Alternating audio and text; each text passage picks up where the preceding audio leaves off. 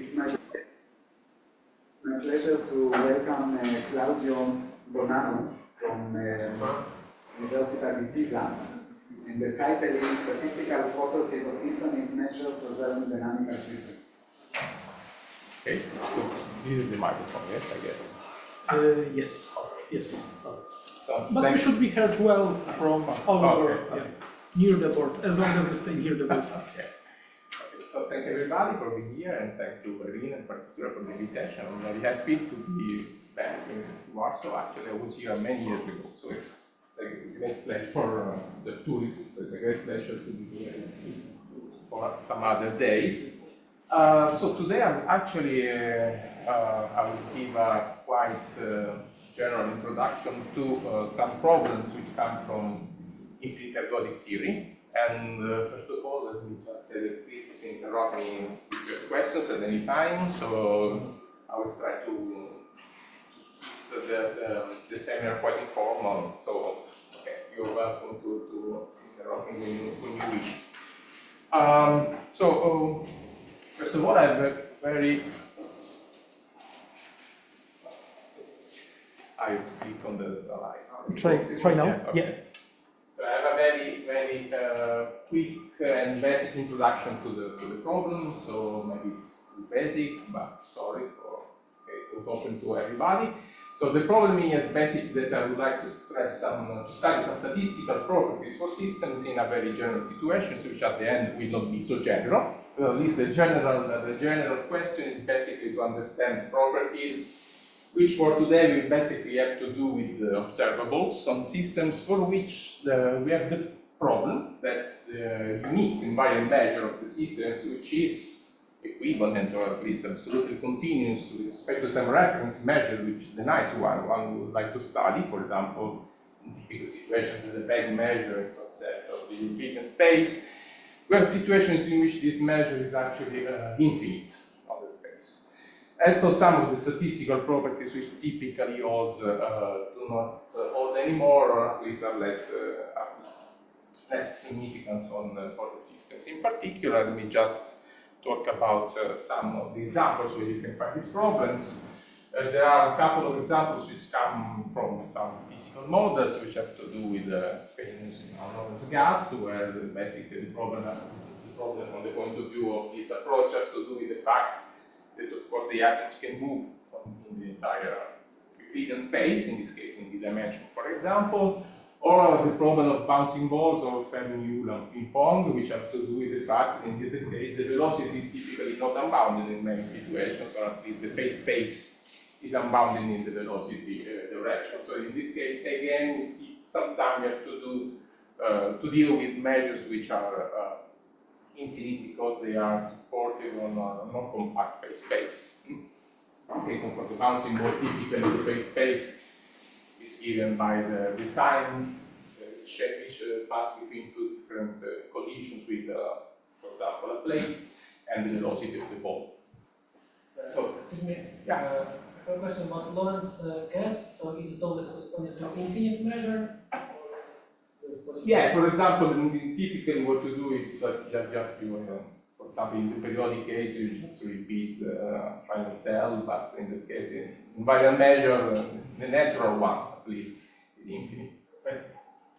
There are more situations, more than one also as well, where Excuse me, why do you assume that the plate is infinitely heavy? yeah. So it doesn't move.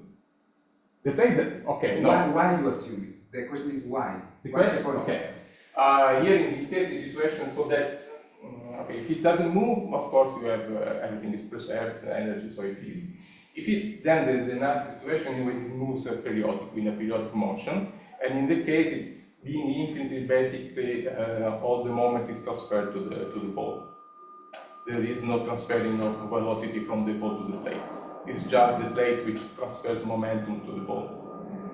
That's the point. Basically, it's the same situation if you just imagine that when the ball hits the plate, you can imagine that the plate is steady, and when the ball hits the plate, it changes velocity by some periodic law. It's the same situation. Okay, so these are for example, two physical cases which are in which you can consider infinite measures, preserved measures, and two more mathematical situations are the last ones. So the first is given by group extensions, which nowadays is quite studied. Situations in which you have a finite measure preserving situation, for example, a flow which can be hyperbolic or parabolic on some manifold, for example, on modular surface or hyperbolic surfaces, and then you just consider an appealing cover of this manifold, this surface, and then you produce a compact space and an infinite measure which is preserved by the system. But as I said, this is very general, the introduction, and for large part of the talk, actually, I will just restrict my attention to the last case, which is the case of one-dimensional maps. So many of the things that I will state all for general situations, but some of them are actually then applied in particular to the well-known intermittent maps of the unity interval that I will introduce then lately with more details. So, as I said, the problem is basically that you can either be in the situation in which the phase space is typically non-compact and the measure is equivalent, for example, to the Lebesgue measure in this non-compact phase space, and then it's infinite, or in which even if you are in a compact space, then the invariant density is going to be unbounded, and then in some cases non-integrable, so the invariant measure is going to be infinite. So what are the two statistical properties that I will study today, will consider today? So both of them actually have to do with Birkhoff sums of observables on this system. So let's consider the standard definition of Birkhoff sum. Then, as you know, referring in a very general way to Birkhoff and Young's results, which is not here anymore. No, maybe no, I don't see his name. Okay. So you know that in the typical situation, when the measure is finite and the observable is summable, then of course you get the standard behavior of the Birkhoff sums, almost everywhere behavior. And then, of course, you can play a little bit by changing the assumptions on the two, on the measure and on the observable. So, for example, you can ask yourself what happens if instead of considering finite measure preserving systems, I go to the infinite situation which I just introduced. So, in this case, it's well known that if the observable is still summable, then all you can get is the loss of significance in the Birkhoff classical ergodic theorem. That is just the Birkhoff sum become a little O. You just know that they increase slowly, lower than n. And unfortunately, it's also well known that you cannot change the sequence. We normalize the Birkhoff sums to get some interesting, at least behavior at infinity by, for example, considering some sequence Bn which is lower over n. So you cannot just divide this Birkhoff sum by some Bn and getting something interesting for all the observables in the summable case. Then what happens in the non-summable case? Again, in the final measure case, it's well known that in this case the almost everywhere behavior is faster in this case than n, and again with this problem you cannot just renormalize with a different sequence to get almost everywhere significant results. And it's quite open the question whether you have both infinite measure and non-summable observable. In that case, the two infinite may in some way interact to produce maybe something interesting. So basically, these are the two, one of the questions that I will consider today. The other question, which is here is stated in a very particular case, has to do with the probabilistic behavior of the Birkhoff sums. So maybe let me just make a quick picture of the fact that we are considering the standard intermittent sums. So what you see here is just the example, so-called Coleman-Bill maps of the unity interval. But in general, what is possible, I mean, this kind of results hold for the general situations in which you have, for example, unity interval map which is defined on with respect to a partition, and you have a fixed point here, the origin, which is different in the sense that the derivative of the map is equal to 1. Then you have some behavior here on these maps, and then whatever happens. The only thing that I'm asking is that the derivative is greater than 1 outside of the 0, the fixed point at 0. So in this case, under good assumptions on this map, we can obtain at least some probabilistic behavior for the Birkhoff sum. In particular, by putting together some works by Bruxelles and Tomin, you could start asking yourself what happens, for example, for this map, when you change the speed with which the derivative of the map converges to 1 x equals to 0. And this is basically given by the behavior of this parameter alpha. So when alpha is equal to 0, we are in the standard Bernoulli situation, so everything is well known. When alpha becomes greater than 0, things already change, because when alpha is less than 1, so there are two situations the following. When alpha is between 0 and 1, even if we are not in the standard expanding situation, the measure is the invariant measure will still be finite. So there will be a unique, absolutely continuous invariant measure, which is finite for alpha less than 1. But when alpha becomes greater or equal than 1, then the measure becomes infinite. So in this case, the difference from the standard situation already is apparent in the case alpha greater than 0 but less than 1. And the intermittent behavior changes the statistical behavior of the Birkhoff sums already when the invariant measure is finite. And more it changes when it becomes infinite. So here I'm not stating the results for alpha equal to 1 half and 1 just because we have the boundary situation in which things are a little bit different from the general situation. Let's have a look at the general cases. So you see that if when alpha is less than 1 half, you are still in the standard situation, so convergence to a normal law, so the standard central limit theorem. When alpha is between 1 half and 1 already, you need to change both the scaling of the sums, and also it changes the law to which it converges, because you get what are called stable laws, which are a kind of distribution, so which have heavy tails in particular. This is interesting. And for this case, alpha between 1 half and 1, for example, the second moment is not finite for these stable laws. So we already have it in this situation. And then this situation becomes even more cumbersome for alpha greater than 1, in which you have still this kind of renormalization, but more complicated laws at the limit. So this is the result of the questions. So this includes f which have finite integral. F is here for simplicity is going to be 1. So in particular, sorry, I think. Okay, here I stated which is f and 0 is different from f. Here, okay, and the supported here is 0, 1. So in particular, the integral will be finite. Okay. So again, in which case measure invariant measure is finite? So the invariant measure is fine for the first two cases. It is the infinite in the third one. So you have to stay away from 0 when the measure goes to infinite. Then when the invariant measure is infinite. There's some interval and complex. Sorry, not I don't know.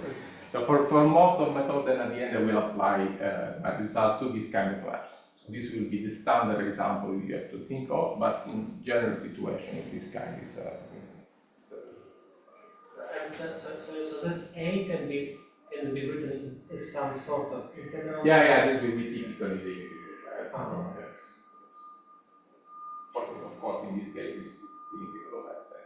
You can ask whether this is written here in a very general way, but you can say more. You can say more about this sigma here, which is written in terms of the sums of f.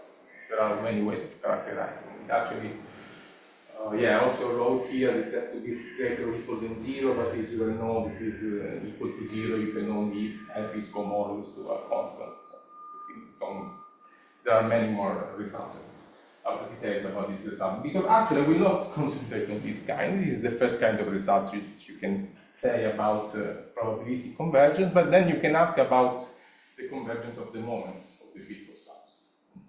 So this will be the second problem that we consider in more detail. So in particular by using the approach to get to this kind of ideas. So let's go. And we also stress now to say these results, say what results for these hold, for example, should hold, let me say, in a very specific way for the piecewise linear model. That is, you just basically consider the situation in which the map has the same behavior, but it's linear on an infinite partition defined by the pre-images of this point here. So this will be the linear model just given by a piecewise linear map, which at the end has the same behavior at 0. And you will see why in this situation everything is easier, at least for these results. And so for this simplified model and for even a thing more simplified observable, that should be, obtained also for this case. So this is not a real theorem, but with what one should expect to hold. And it is again a real theorem only in some specific situations. You expect to obtain this kind of behaviors for the moments of the Birkhoff sums. Again, in the same situation as before. So, for example, when alpha is greater than 1, then you expect to stay away from the indifferent fixed point. So the question in particular will be how to get these results and how to obtain a theorem which is more formal for this kind of maps. So this will be basically our open problem at the end, and I will sketch the ideas of how to get to obtain the results. And these ideas are based on results by Artuso and Fistador in the beginning of around 2004. But I will say more about this later. Okay, so let me go now to some motivations for the first part of the results that I will give on the behavior of the Birkhoff sums, on the almost everywhere behavior of Birkhoff sums. So basically, the seminar will be in two parts. In the first part, I will consider pointwise convergence of Birkhoff sums, and in the second part, I will say something about the moments, behavior of the moments of the Birkhoff sums. Okay, so this is our very basic slides. And the interesting part for us is basically the behavior of these sums. Okay, so these are very standard results. And basically, we want to read these results in terms of Birkhoff sums for observable. So, as you know, it's possible to consider the observable which is constant on this partition of the unit interval and gives exactly the coefficient in the continuous fraction expansion. So that at the end, this sum, if you take x and consider the sum of its coefficients, you basically get exactly the Birkhoff sum of the observable f. In this case, we are in one of the situations which I described before, because we are in the situation in which the the measure is finite, but the observable is not summable. So we are in this situation, and in this case, standard Birkhoff theorem tells us that exactly almost everywhere the Birkhoff sums are faster than n. So in this case, we know that it's not possible to rescale the sums better to get an almost everywhere behavior for these Birkhoff sums, but it's possible to do something different. So we are in this situation. And it's now quite classical results by Diamond and Bonanno. It is actually possible to recover a pointwise behavior for the convergence of the Birkhoff sum if you do the following algorithm. So every time for each n, after summing the first n coefficients of the expansion, you just subtract the maximum, the greatest of the coefficients. You just subtract it. And in this case, after this operation, if you renormalize by the sequence, which is, for example, the same sequence, the same renormalization which holds in the intrinsic law for continued fractions, and this is not a coincidence, this is why it stands out. then you can recover the pointwise convergence of this kind. This, of course, is the same as this operation will be called trimming, and of course, it's the same as trimming the observable f, which I defined before. So in this case, the question becomes, for example, if we can say anything for a different algorithm. Let's take, for example, the backward continuing fractions. And in this case, you know that for each number x, at least a rational number, you can find a unique expansion in this form, where the n are going to be integers greater or equal than 2. Then again, we know something about the almost everywhere convergence, the almost everywhere behavior of the standard sum of the coefficients if you try to escape them by n, taking the standard mean. And again, there's a result by Ramos and Nakada in 2003, which says that in this case, the behavior of this sum is highly trivial in the sense that the mean is finite, is equal to 2 in particular, whether the lim sup is infinite. So we are in a different situation with respect to the standard to the regular continuing fractions case. And again, it's possible to write these sums in terms of a Birkhoff sum, looking at the map which is written here, the backward continuing fraction map, which is a map of the unity interval, and it has to do something with this kind of approach which I described before, with the difference now we have an indifferent fixed point at the origin and an infinite number, couple number of intervals here accumulating to 1 on which the map is expanding.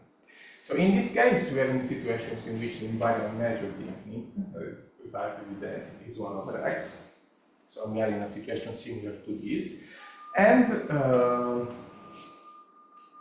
the observable that you should use to get precisely the coefficients Dn is given by this function here, which has the property of not being summable with respect to mu. And we will see that in particular this will come back to this example, but in any case, we see, for example, f. At the end, I will use it. Right, so this is the map.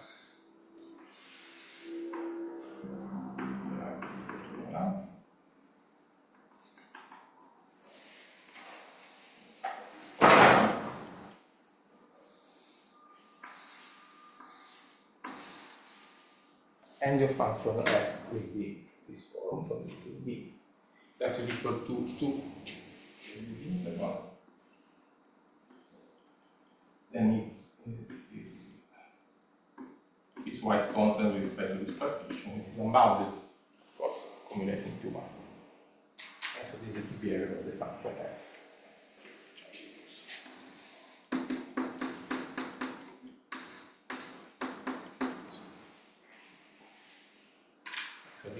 This observable here gives precisely the coefficients Dn in the backward continuing fraction expansion. Yes. So here we are precisely in the situation of the last one which I described. It is the invariant measure is infinite and the observable is not summable. So we would like to find some results for this situation. Okay, so as I said, we are going to use the idea of trimming.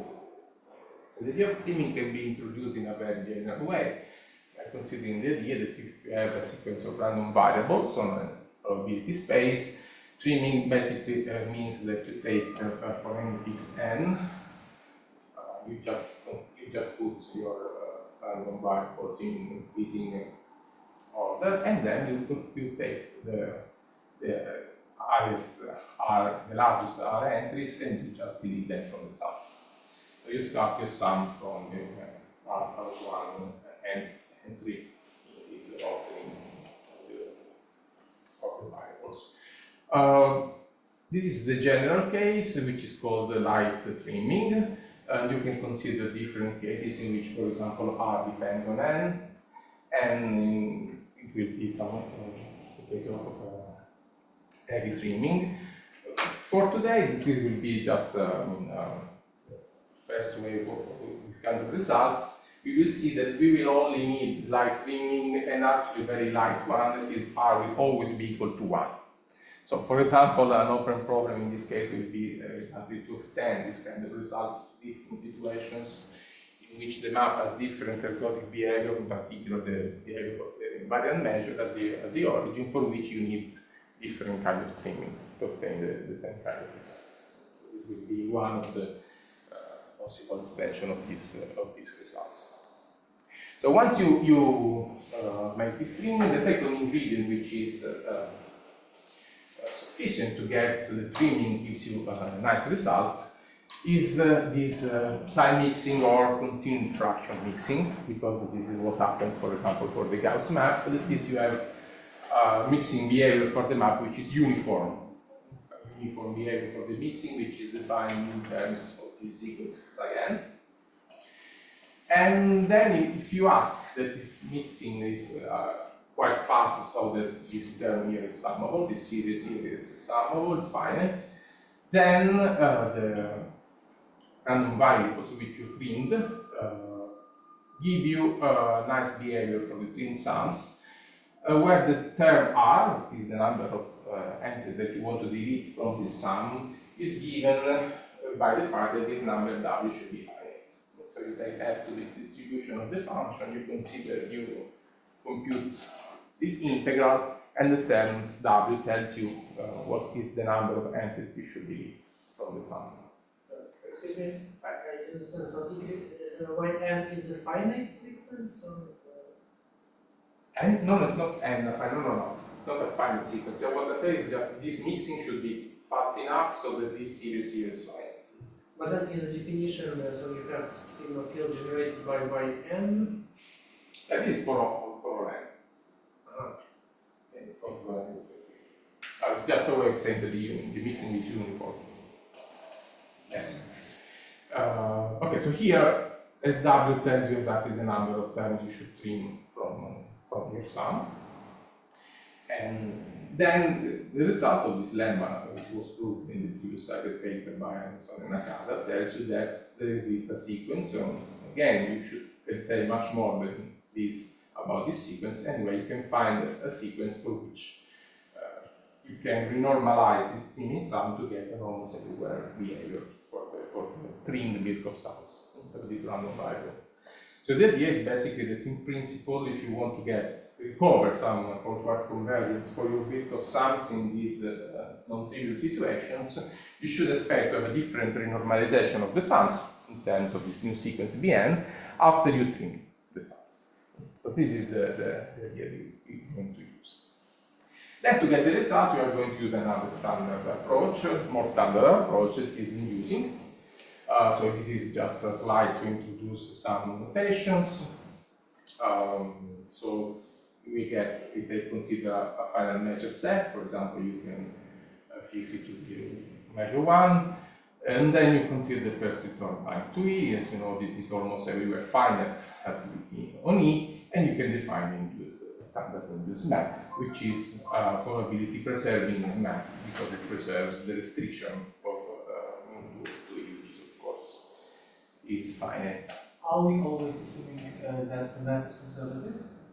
Yeah, sorry, here I'm also always assuming basically to work at the end, in the theorems I would state at least some of the standard assumptions that I'm making. One basically that I'm not stating is that I will always consider the case in which mu is sigma finite. It's infinite but sigma finite. But yes, at the end everything, what I said about finiteness of phi of course holds for conservative and ergodic situation, that will be the one that I will consider.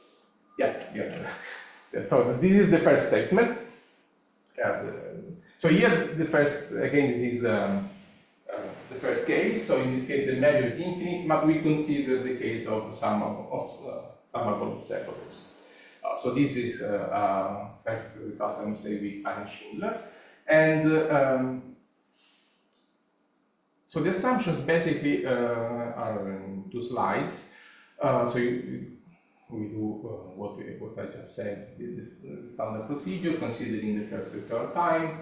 Then what we assume is basically that these random variables on the set E define a psi-mixing sequence with this side field to be finite, so that basically it's possible to apply the lemma that I said before to the sequence phi precisely. And this assumption here has to do with the fact this will imply that W is going to be equal to 1 in the lemma. So that at the end we can trim just by deleting the largest entry in the sums. And this is the result that you can state. So it's possible to renormalize the Birkhoff sums of your L1 observable in this infinite measure preserving system. If you normalize values which is the wandering rate, and which is, for example, exactly the normalizing sequence for the weak law for large numbers, and the only difference with the standard Birkhoff results, of course, which some difference should appear, otherwise it would be false, is that for each n, you sum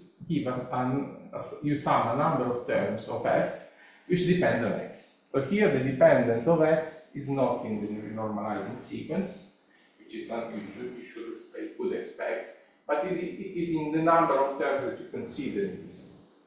And this number of terms is given by the length of the excursions of the point x outside of E. So even on n, you take the longest excursion outside of E. And so this gives you the number of terms that you should add to the standard Birkhoff sum. So this is a first result that I wanted to say because it gives us some ideas of what comes later. Is this related to trimming? This is also very interesting, but what's the relation? For the moment you don't see trimming. Right. Yeah, right. And the trimming will appear, at least you don't see trimming here. The trimming will be just a tool for the proof to be used for the induced system. Okay. I will give you just maybe a brief sketch of the proof to see where the idea comes also for this number here. So two remarks that you can do. Okay, again, for this sequence is what you see in weak law large numbers, and this can be considered as a stating of ratio ergodic theorem in which the behavior depends on x only, it doesn't depend on x if you consider the ratio between two different Birkhoff sums. So again, there should be some, if you, one of the two terms is not dependent on x, of course you should expect the other one to be dependent on x in some way. This is the idea basically, and our dependence appears here in the number of terms to solve for f. So this is just basically stating that this theorem can be applied for the case of these intermittent maps when alpha is equal to 1.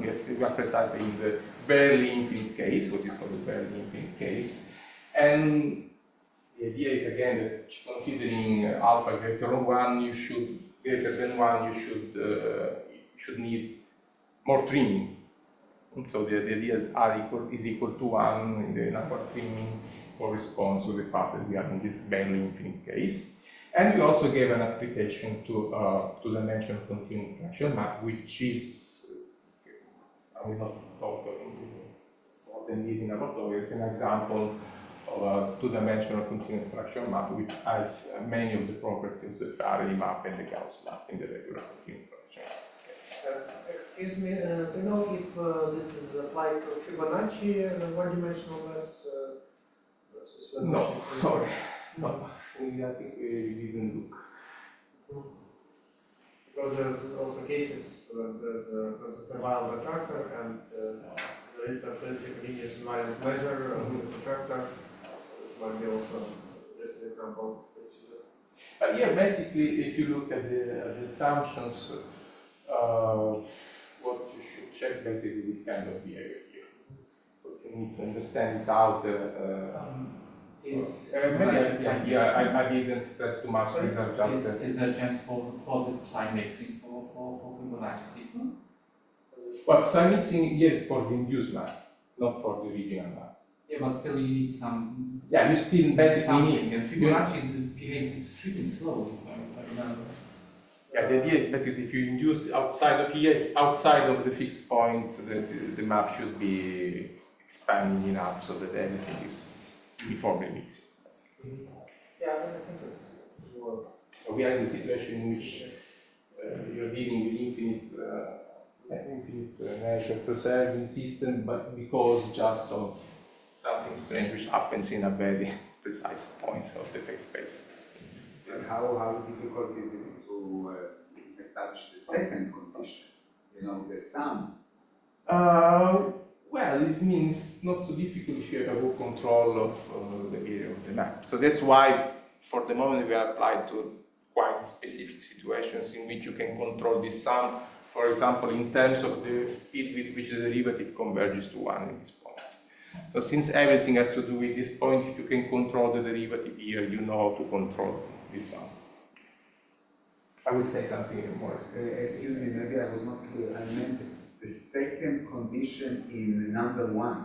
Oh, sorry, here. This is again something that in a very expanding situation is very too. Typically, in the induced case, the mixing is very fast. Typically, with respect to the exponential rate of mixing. So, something that this condition is, I would say, far more than what you usually get in this kind of situation. Okay, so I wanted to say just a few words about the proof, just to remark where trimming is used. So the first point is just to use the off-reference theorem to go back to considering the result for just the indicator function of V. So basically, you can consider this as to be the indicator function of V, and you can get the result. And so, if you consider the time of return to E, which is the Birkhoff sums of the first return time, then by the assumptions on say, mixing for the induced system, you can apply the lemma and see that you can trim this sum here, just by the largest entry, to obtain a sequence Bn, which makes this pointwise sum to converge. And as I said, you can say more about this sequence B. For example, you can say that this is precisely the asymptotic inverse of sequence A, the wandering rate which I defined before. Could you please remind what are the conditions on the set E? E is just a final measure set on which these variables are presenting, and you are inducing on the set. So then the third. So this is just operation, and this is the lemma. Then the third ingredient of the proof is that you should control the behavior of this sum when you consider the sequence instead of n, you consider the sequence given by this. So in particular, what comes out is that you need to use this sequence here because it's the correct sequence to control this term, and you know this behaves like n. Then you basically put this ingredient inside here using the fact that A and B are asymptotic inverse, and you get this sum here. Goes like n. AN. So at the end you get the results. The last step is just a manipulation, standard manipulation of these two ingredients. So here is why we need this number of terms to get this kind of behavior. So the next step is to try to generalize the result to the case in which also the observable is not summable. So not only we have an infinite measure which is preserved by the system, but the observable is not summable. So in this case, basically the idea is to induce not only on the system but also on the observable. So let's start with this first simple idea. So we consider the induced version of the sum of the observable, which is defined on E, and it's just given by the sums that, if you consider a fixed point, a point x, what is the induced observable is given by the sum, the sum of the observable on the orbit which is outside of it, before your first return to the contribution of this here, the contribution of the Birkhoff sums of discussions about how to.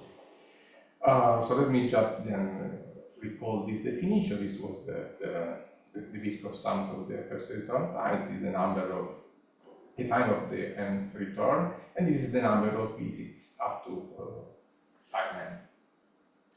So with this notation, then the idea is that you can split the Birkhoff sum of f into two parts. In the first part, we are just looking at the all the times at this point x, for example, let's assume that x is in E. This will be just a simplified assumption.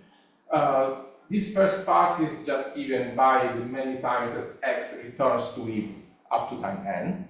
And this contribution to the Birkhoff sum can be written in terms of the Birkhoff sums of the induced observable with respect to the induced system, basically. And then there is a remainder, which is given by, since n is any number, this wouldn't be here if n would be a time of return to E. But since in general you need basically to consider the remainder, which is just given by the number, by the sums of f along the tail of the orbit before going back to E. Okay, so then if you consider the assumptions on the induced system, in particular the psi mixing for phi E, and the quick psi mixing on E, and the second assumptions that we had on the level set, super level sets of phi E, so the first two assumptions, then you obtain basically this sum here can be trimmed and to get an almost everywhere behavior. So basically you obtain a function, a sequence Bn for which this sequence here behaves as B in this computed at this time, plus the largest entry of f to this time. So this is just the application of the lemma to this sequence. And then you have just a different way of writing the remainder, which is just the entire excursion minus what is not contributed. So for example, when x is in E, at time n, this remainder will not appear here. So the first part of this result will be get by considering this subsequence of n's and checking what happens to these terms. So the idea is that now basically comes something which for which I'm not so happy, but basically we started considering what are the possible assumptions on the observable to get control on these terms, the sum of these terms. And we'll see that actually there are not so few. There are some technical assumptions on f of which I'm not so happy and I think should be understood better. But the idea is that the way of controlling this sum is given, for example, when you have assumptions on the asymptotic behavior of observables which are linear or up to some slowly varying function. And you will see actually that this is a simplified statement. On the real statements, I'll just make some modification to write it in 3 slides. So the first two assumptions are similar to what you saw in the first theorem. So now we are considering the case when the measure is infinite and the observable will not be solvable. So as I said, the first is exactly the same, the second is the same kind.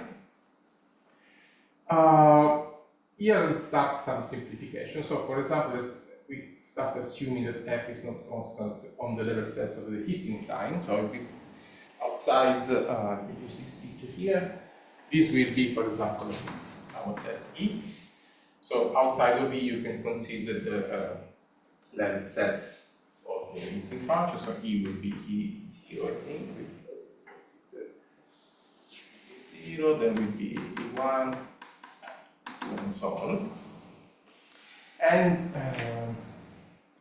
if you look at the sum here, Gn, which is the sum of the observable in the first n intervals of this partition. So you can imagine that at the end what will be important is the asymptotic behavior of this G, because this asymptotic behavior depends on how the map behaves when we get to 0.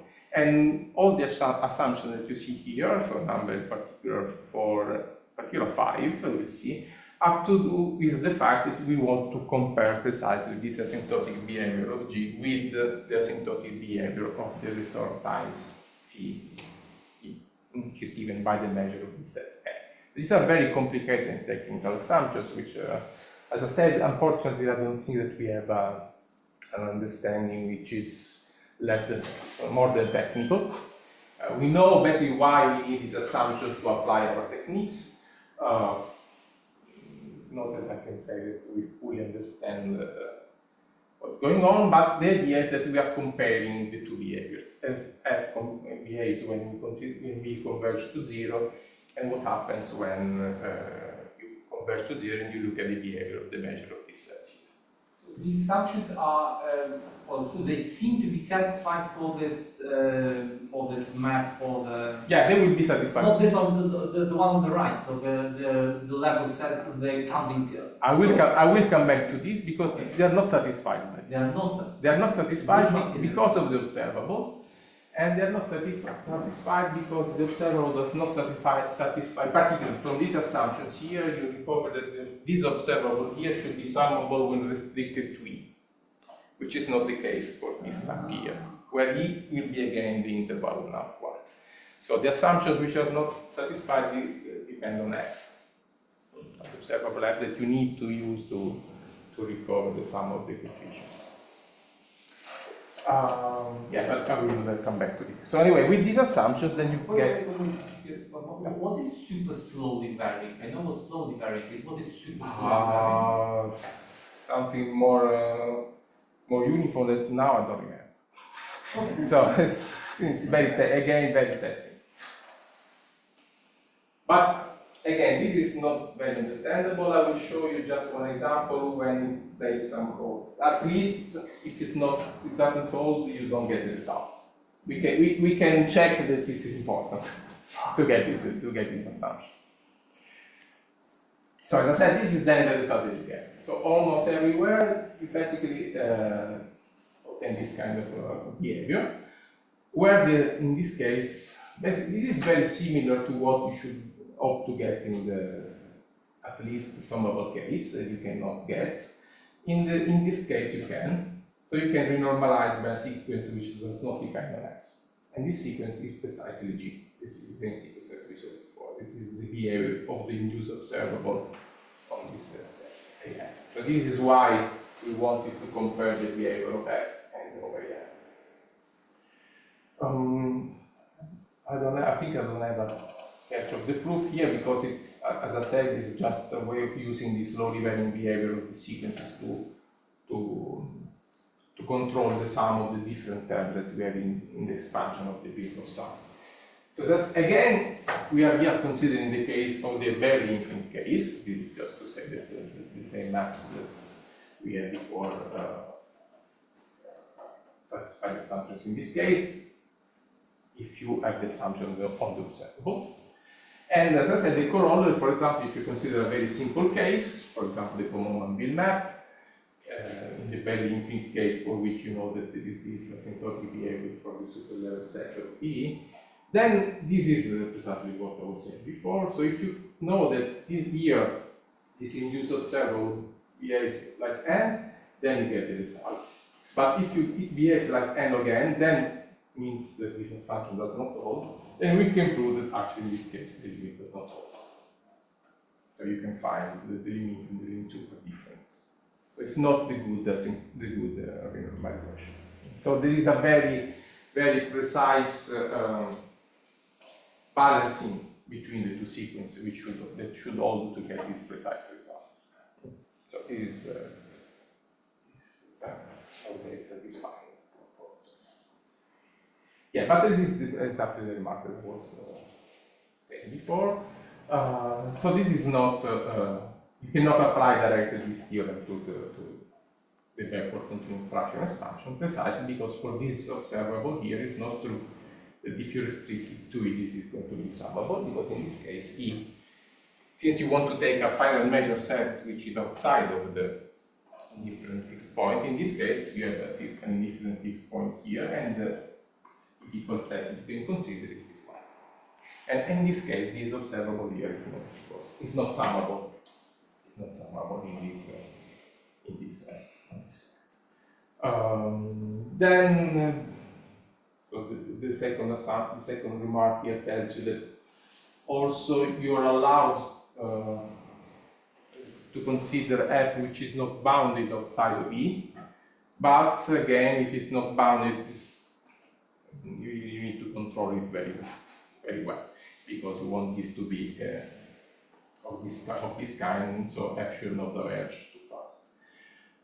But in this case, we can simplify this assumption in taking f to be constant outside of it, because here f is equal to 2.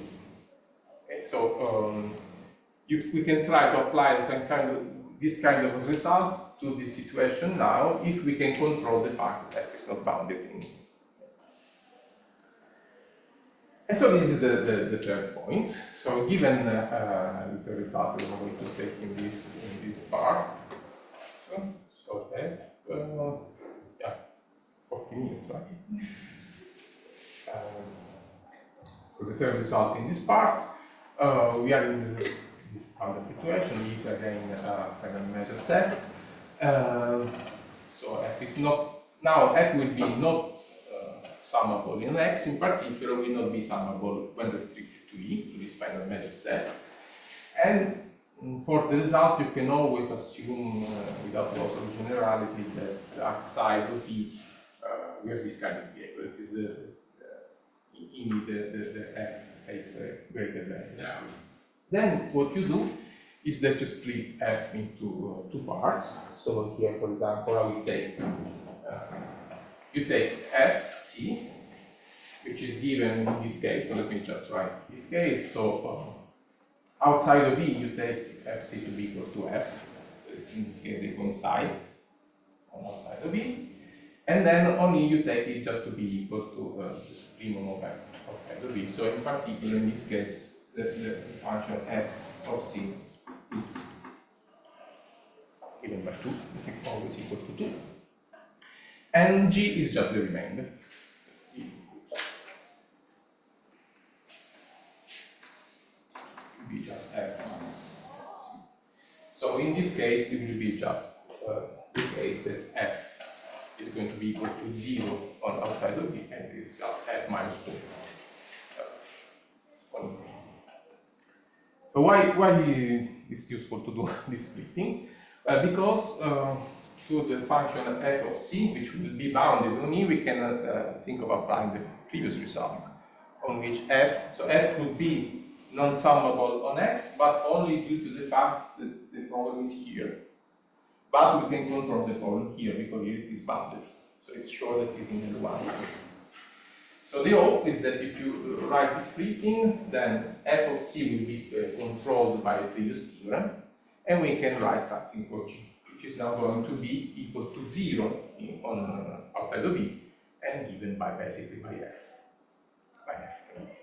So the fact that it's going to be 0 outside of E will be important for our method. But in this particular case, the things are even easier, because the function f of c, which one should control with the previous theorem, is constant. So you don't really need to do anything to control the Birkhoff sums of this function. This is given. And you only need to work with g.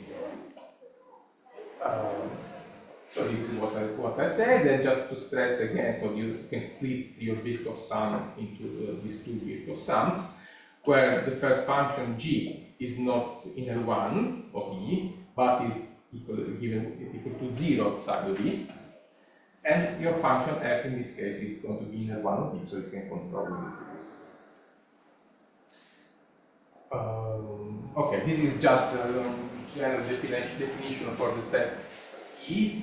You want it, you need to say something more basically, because when you pass to the induced map, if you have here a countable partition where the map f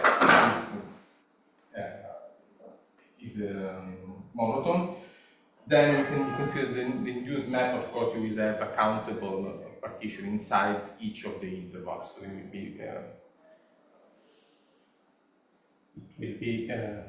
even more difficult than before. So basically, we wrote this definition just to check that everything works, even when you consider the induction on this kind of situation. So basically, you consider the partition in which the induced map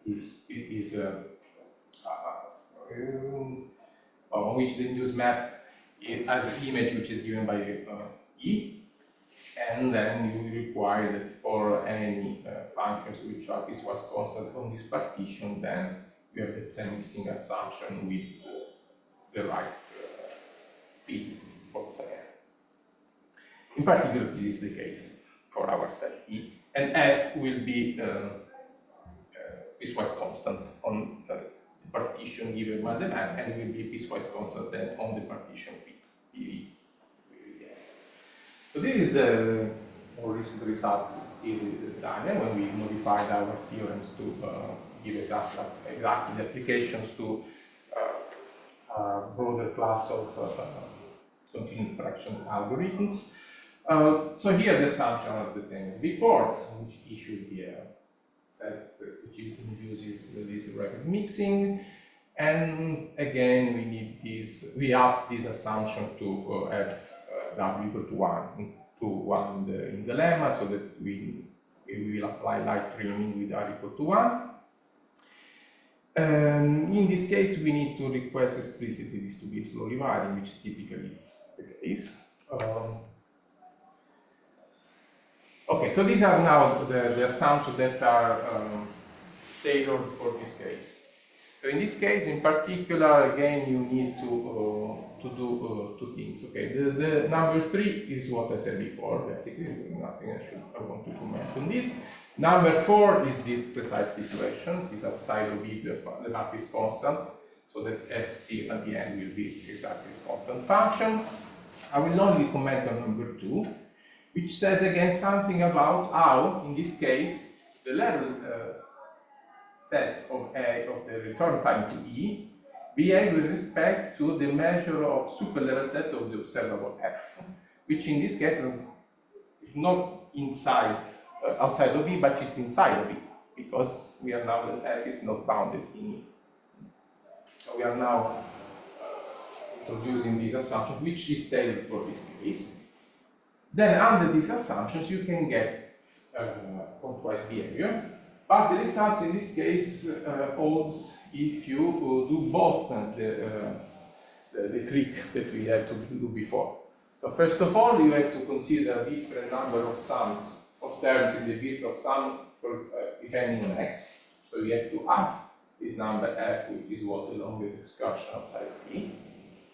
And then you have to trim. You have to trim with one number, with just one enter, because W is going to be equal to 1.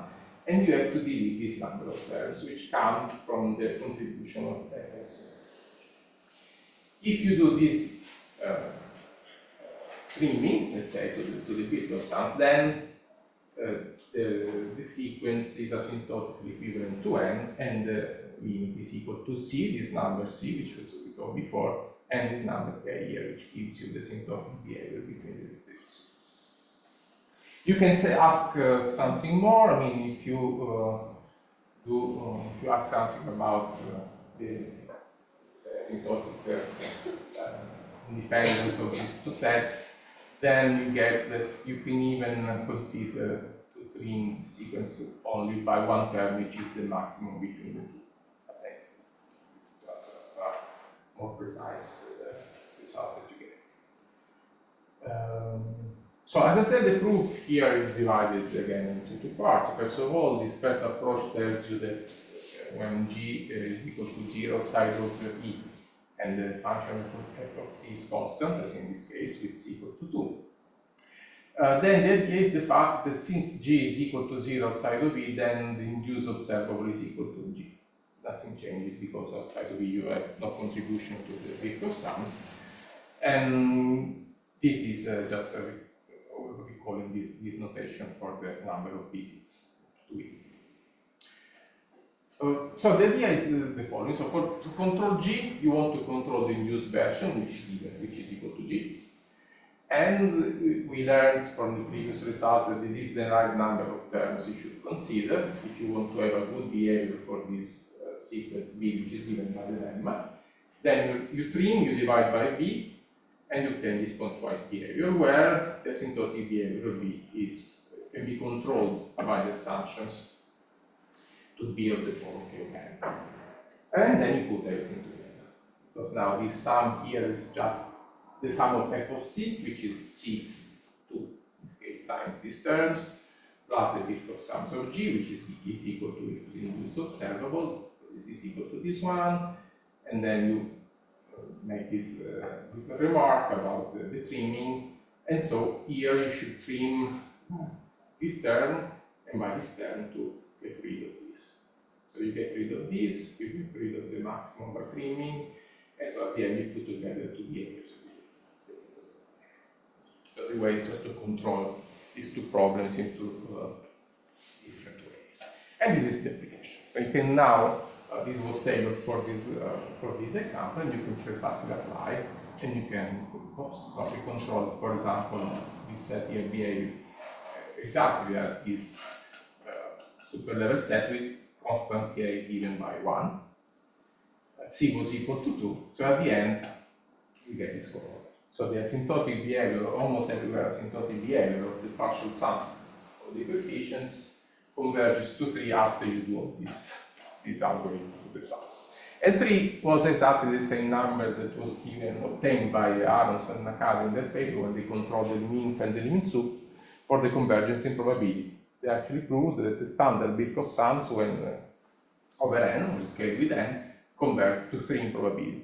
So again, we recover this kind of result, which was as for the regular continuous structure.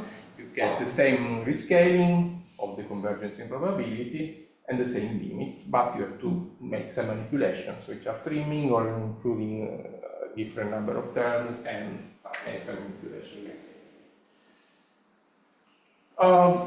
Then you can, as I said, this was just an example we had in mind, and then you can apply this procedure to other continuous fraction algorithms. For example, the even integer continuous fraction has precisely the same kind of behavior. And as I said, the assumption about the behavior of these two terms was tailored for this example, but we also managed to have results in different situations when both the cases when this is lower than this or faster. And in this case, things change. Things change, and there are cases in which, if you have the good convergence for the term, you can even get precisely the standard strong loop. So it's not the case that you always have to do strong manipulations to get the pointwise convergence. But if you have there is a way to control how these tails increase, the measure of these sets, super level sets decreases, and for the first return time to have what is the algorithm that should apply to get pointwise convergence. It's written in different cases. It's possible to have more precise results. So as I said, it would be interesting to consider different situations in which you need different streaming to get you pointwise results, or even higher dimensional situations in which it's possible it's more difficult to control the behavior of the return times sets. And so all this machinery is going to be more delicate. It's probably there when one should need to have a more clear approach maybe to these proofs. But on the open, I have no idea.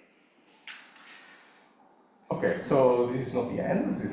Then we just make a break, because then we change our kind of results and go back to the moments.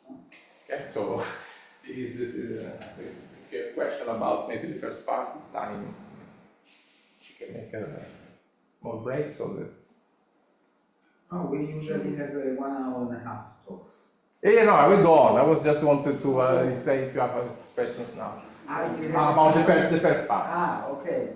Are there any questions? Maybe we just make a small break, basically. You meant a question break? A question break, yes. I don't know, it will be online, somebody will do. Let's see, maybe in the end. Okay, no, I can go on.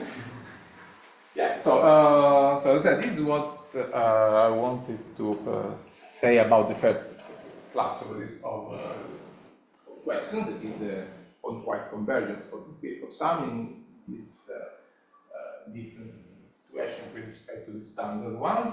I will keep this picture because now I will start talking about the problem of the moments, but again, the example that we have in mind is this kind of situation.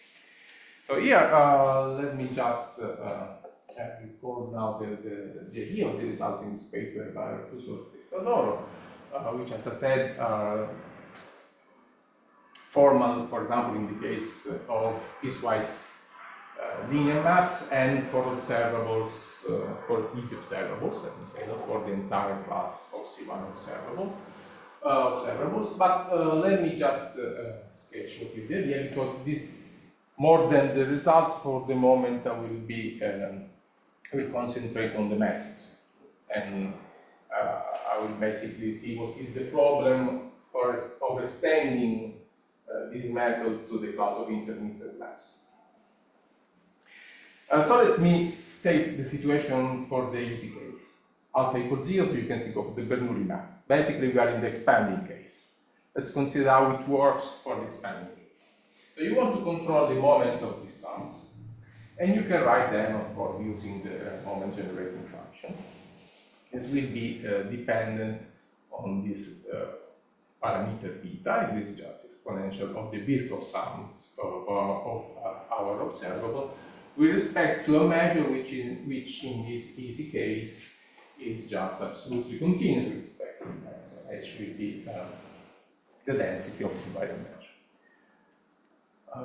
So then there is this now quite standard manipulation that you can rewrite this exponential sum, this sum as just the product of two exponentials when you take away the first term where there is no dependence on t, and then you can write this as a sum of the last terms written in terms of compositional. Okay, so then at the end you get this splitting. So once you get to this point, the standard approach would be to go to the dual operator. This is the standard Huffman operator, and you want to go to the dual case.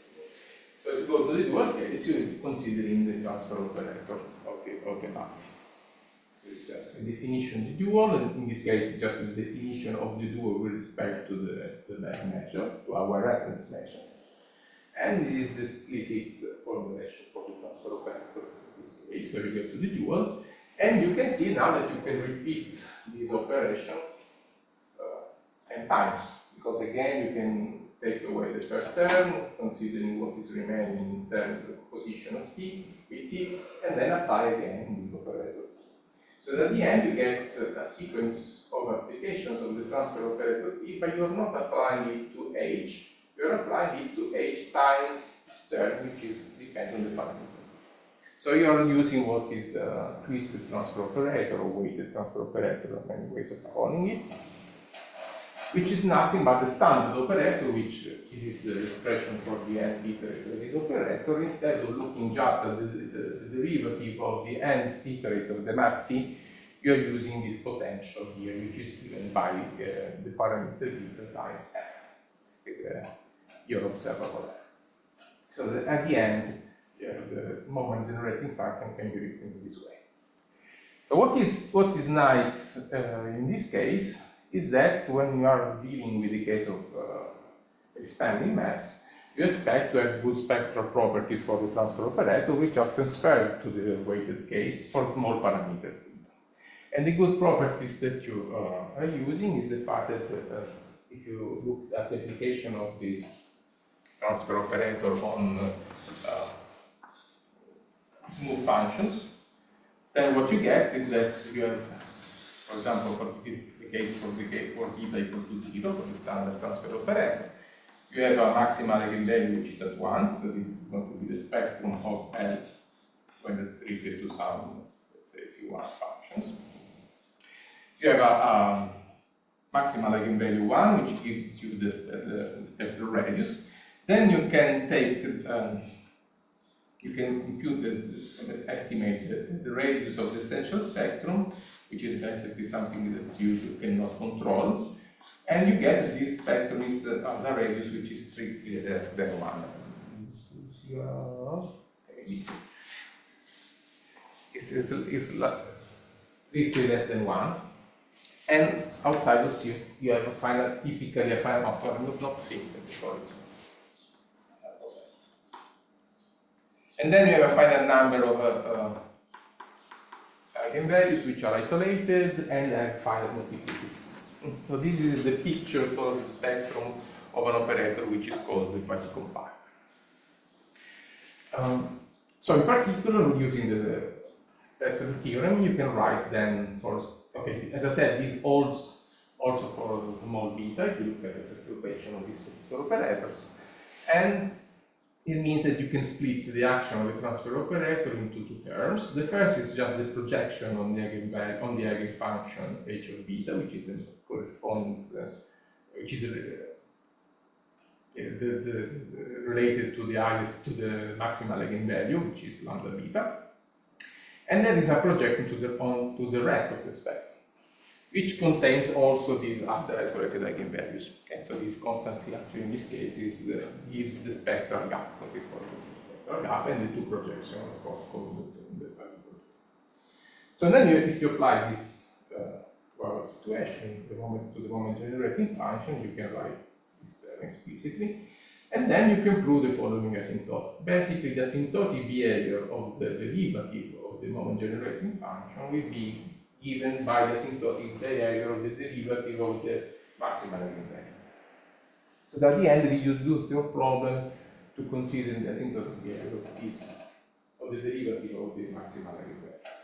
And there is a nice trick, because it's possible to express this asymptotic behavior in terms of a zeta function, the dynamical zeta function. This is a nice trick, precisely because in the situation that they considered in the paper, for example, the piecewise linear map cases, the dynamical zeta functions can be written down explicitly, because in that case you have an explicit expression for this sums, and you can sum and get the sum of your zeta function.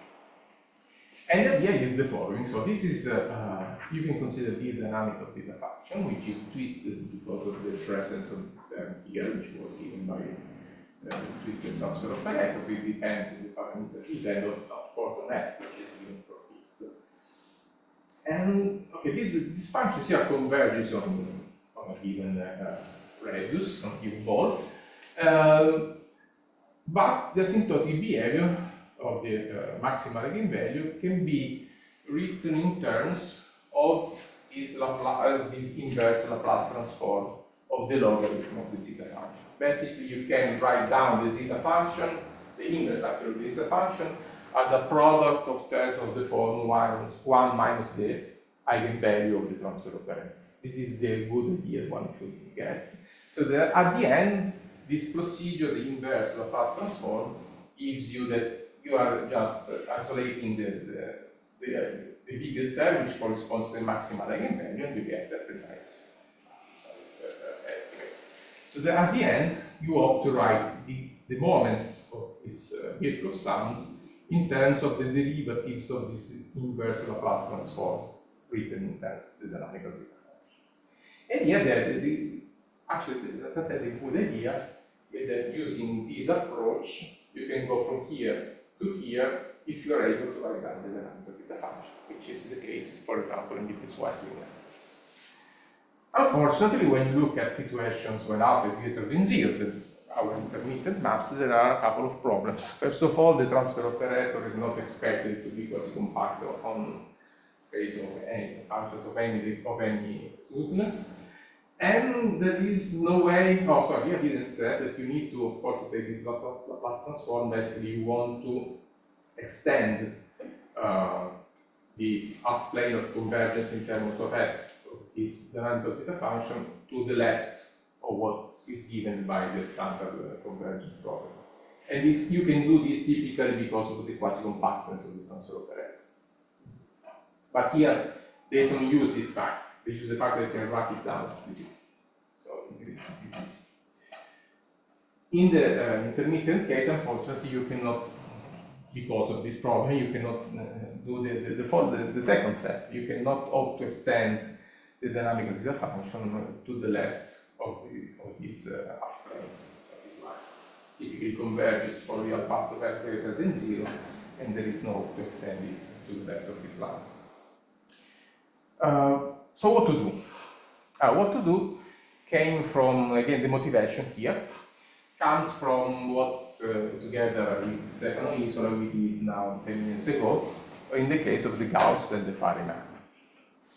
And what we did is the following. So this is the Fari map, which I think you well know. So it's related to the Gauss map by the part that G is nothing but the job transformation of F. These are different ways of inducing.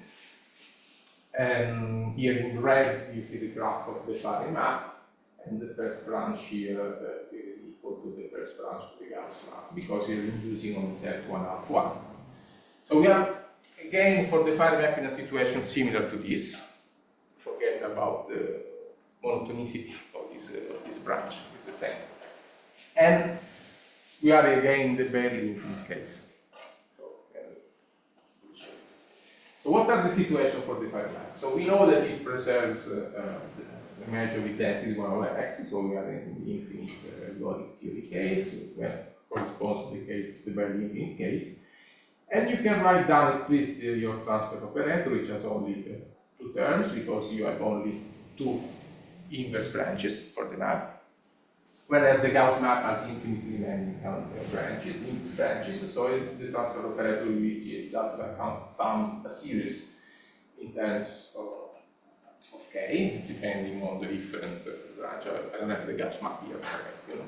And okay, so that said, now it's proved that this operator is not quasi-compact on all of k.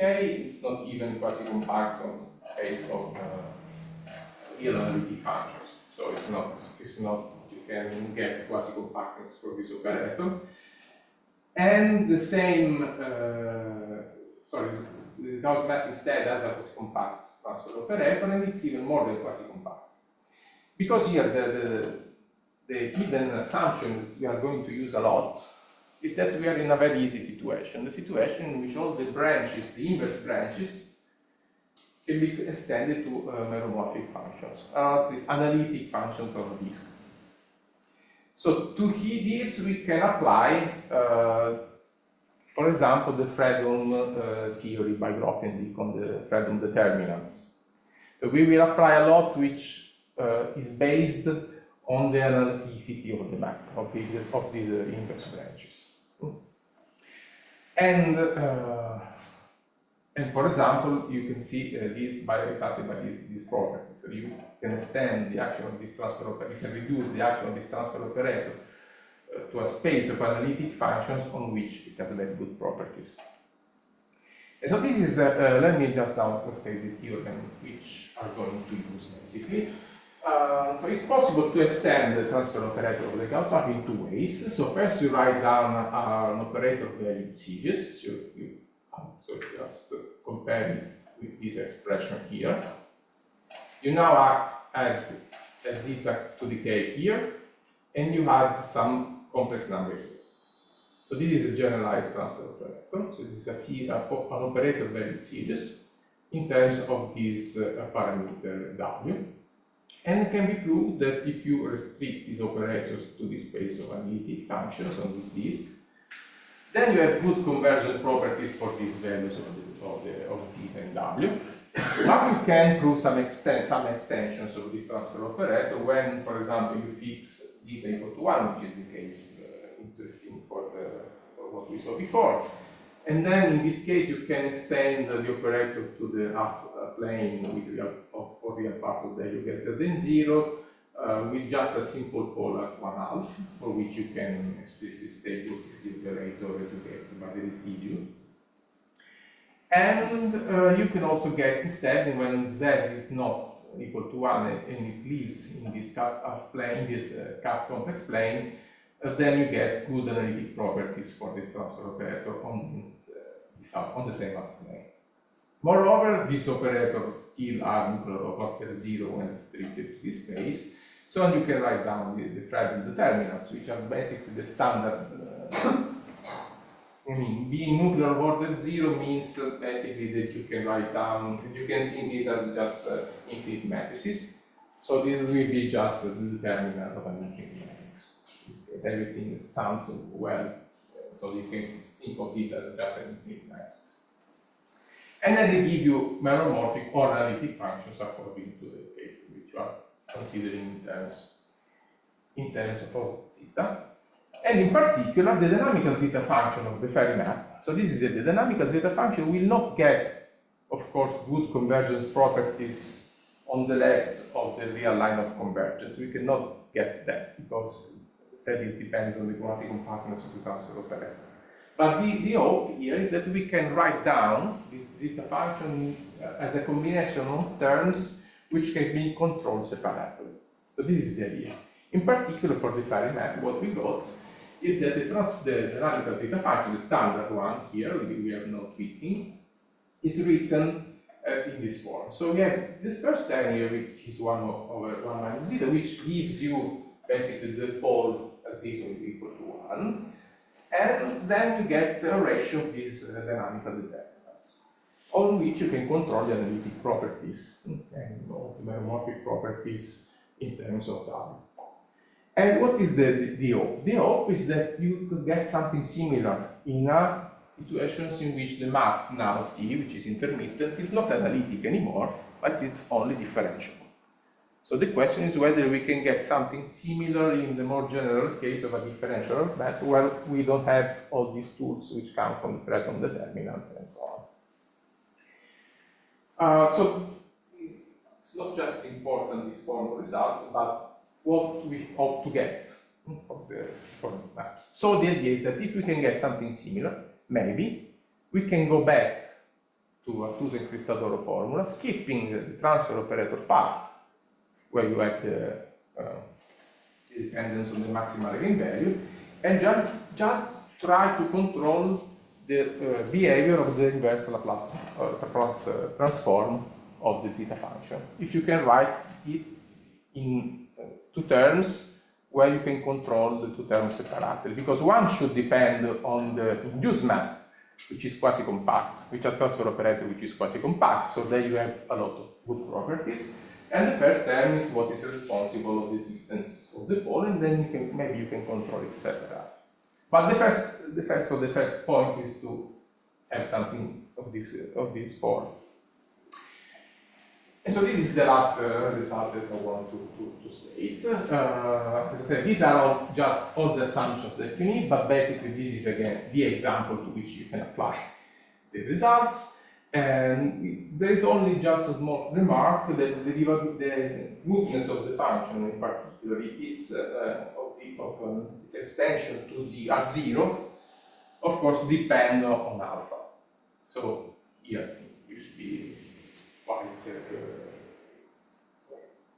if you pay some attention to this problem. But yeah, so we consider CR functions with at zero ever indifferent fixed point, which correspond with this parameter alpha, which gives you the speed with which the derivative converges to 1, and outside of 0 the map is expanding with a parameter lambda greater than 1, which controls the expansion. Oh, then you write down precisely the thing that we use for induction or writing down the jump transformation in the general case. So you use the level sets for the return time to your J1, which is our E set here in this picture. And in general, you can control what is the speed of these points, it is how is this partition made in terms of the parameter alpha. And you define the jump transformation, which is the equivalent of the Gauss map. Okay, then this is a theorem which we got last year with the Torini in Pisa. That is, you can actually consider class of twisted dynamical theta functions, so it's more general of what we saw before, for a potential B, which has some natural assumptions in the sense that you should require some series to converge, otherwise basically you cannot do anything. So there's natural assumptions. For example, the standard one satisfies these assumptions. Then you're looking at the induced potential, again, before. We introduced these two variable zeta functions, which actually appeared also in the paper with Stefan Lisa for the Gauss map in the general case. which is, you can see, for example, when you take, so there are two variables, zeta and rho. When you take zeta equal to 1, this function reduces to the dynamical zeta function for the Gauss map. And when, or you can look at this as a dynamical zeta function for the Gauss map with a very strange potential, which is given by u plus tau times the logarithm of the right. So these two variable zeta function can be written also to be considered as an extension of the zeta function for the induced map G, what was before the Gauss map.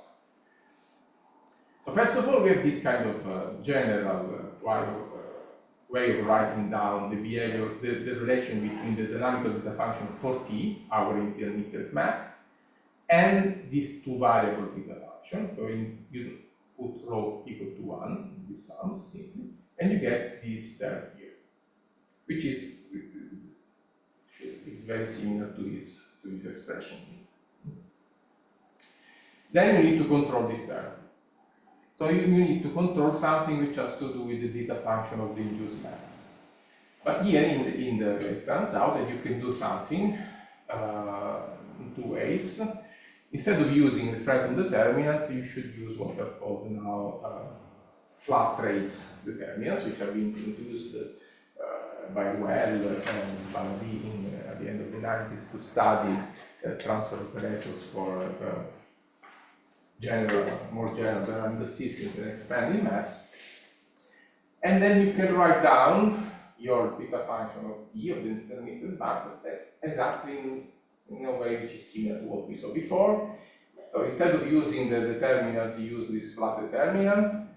Here you had 1 plus, and here there was W plus 1. And here basically you get something which is similar because you're changing this sign here if G has the right derivative. And it's basically the same thing. And here you have exactly what we had before. But you can get this on a given ball. The ball is given by the complex number zeta where this is defined, and this is the bad part of the story, because for the Gauss map we know where it was defined. We get control in a precise way this transfer operator, and then instead this is a standard assumption. You have to control the differential spectral radius of this. If you constrict it to the space of ck functions with k less than r is the regularity of our p function, then of course you need to be confined to this ball. So this is expected. This is unfortunate in the sense that you cannot write it explicitly. But at least we know that this set contains the unit ball. So it's not an empty size.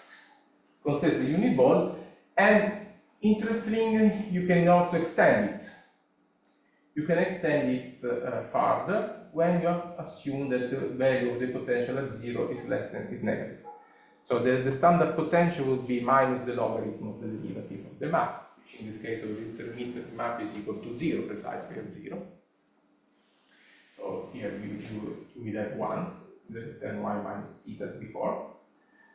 So if unfortunately we cannot state a result for the case which includes p of 0 equal to 0, but we strongly believe the same result, an analogous result should hold.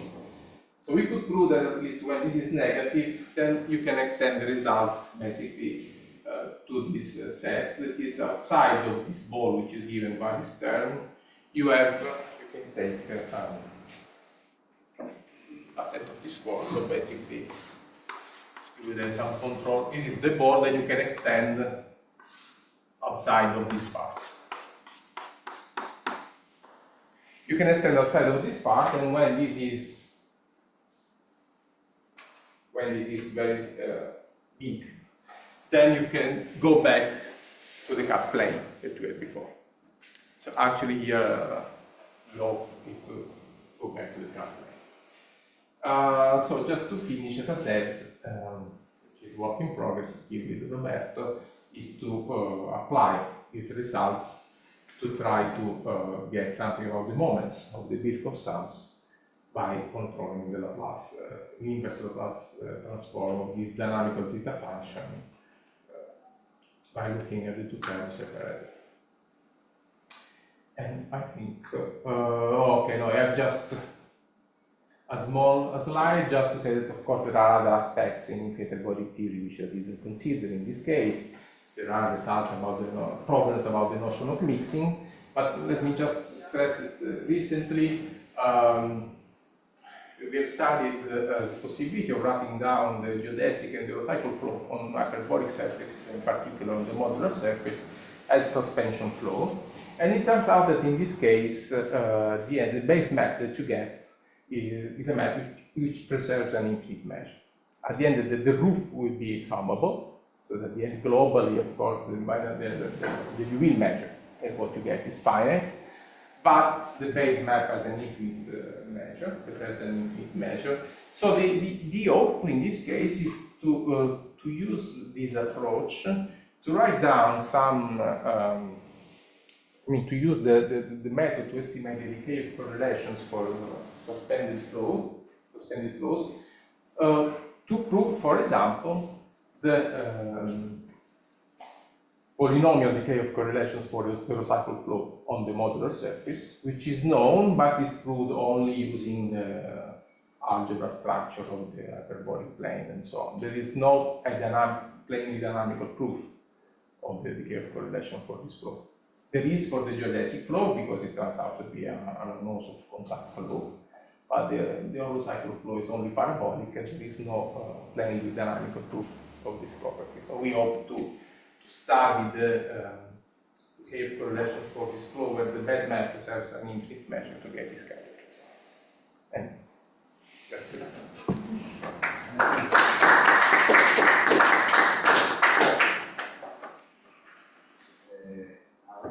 Any questions? I wanted to ask on the last slide, no, the one before, the last one, the notion. So you have here the notions of mixing.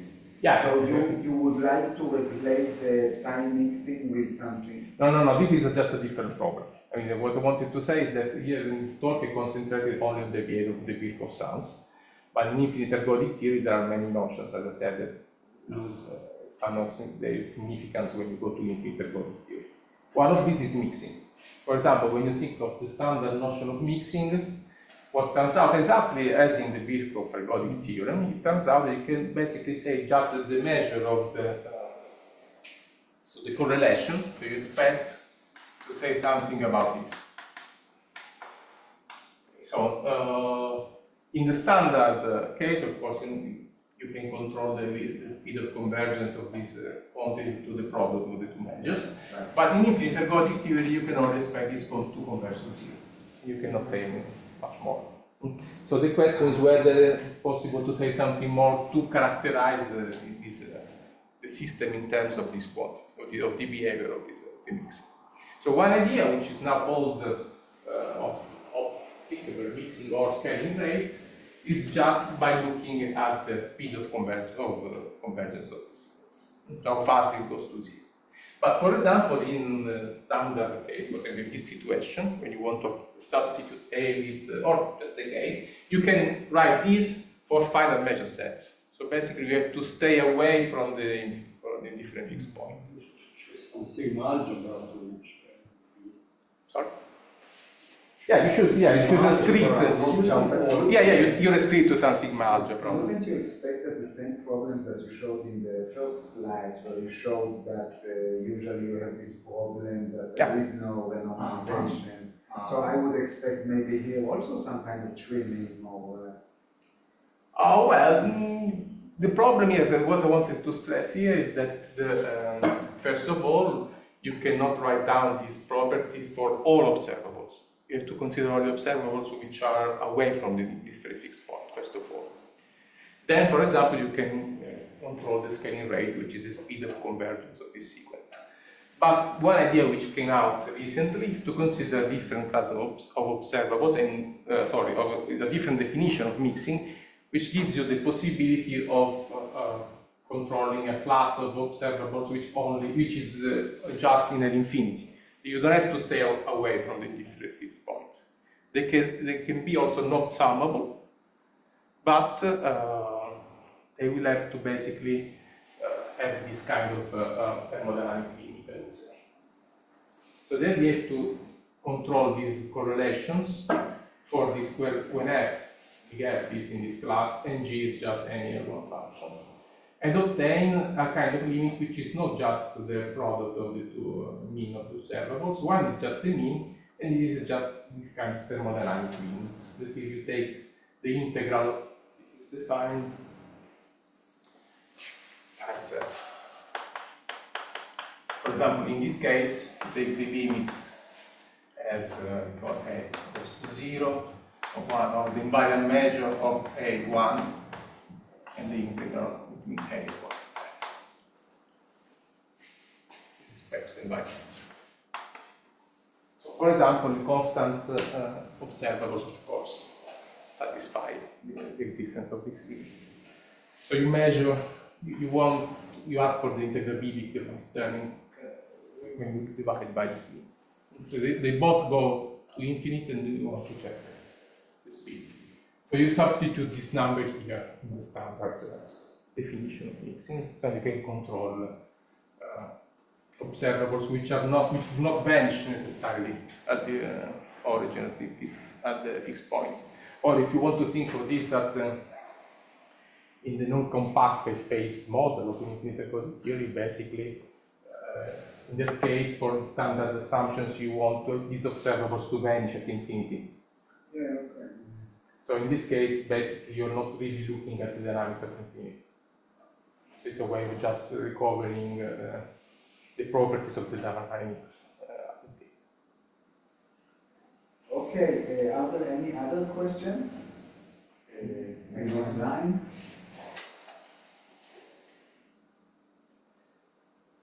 Okay, it seems that no more questions, so let's thank Okay. Oh, that's like okay. It's better to say this. This is nice.